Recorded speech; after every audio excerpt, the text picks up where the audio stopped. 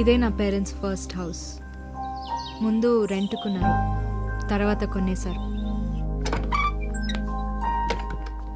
ఈ ఇల్లు చాలా చిన్నదిగా ఉండేది ముందు, తర్వాత ఎక్స్టెండ్ చేశారు.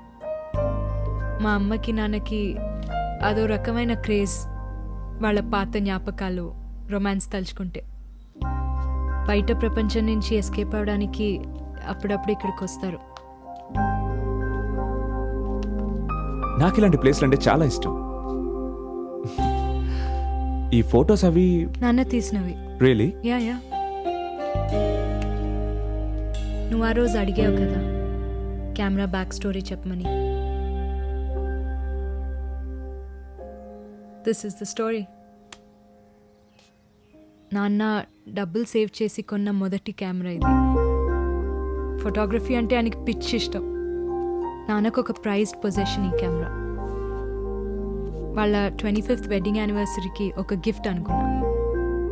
వాళ్ళ లవ్ స్టోరీలో కూతురి ప్రయాణం, ఇదే నా ఐడియా.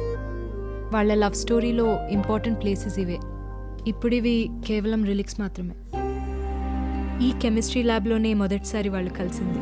ఈ రెస్టారెంట్లోనే కాలేజ్ తర్వాత వాళ్ళు హ్యాంగ్అవుట్ చేసేవాళ్ళు.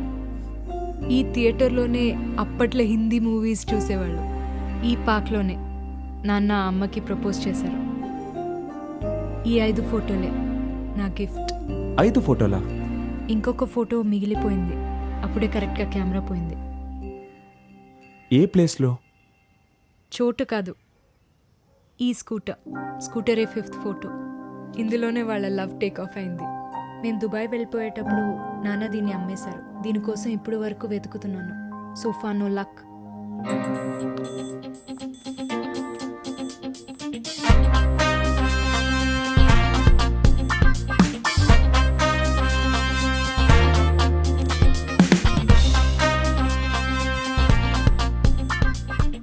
Bro, can you help me find the scooter? Okay, give me 2 days time. Thanks. ಈ ಗಾಡಿ ನೋಡಿದಿಲ್ಲ నేను.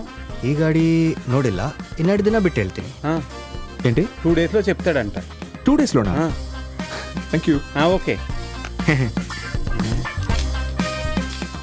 మిస్ సతీ సావిత్రి, బిజీయా? అయితే త్వరగా రెడీ అవ్వు, గుమ్మడి పిక్ చేసుకుంటాడు. మనం ఒక ప్లేస్కి వెళ్ళాలి. అవన్నీ తర్వాత, వచ్చేటప్పుడు నీ కెమెరా తీసుకురా. Just come. Bye. Rahul idea ఇది, and we quite like it. Yes, actually engagement next week చేద్దామని రాహుల్ వాళ్ళ పేరెంట్స్ అంటున్నారు. అండ్ మీకు డిఫరెన్స్ ఆఫ్ ఒపీనియన్ లేదు కదా?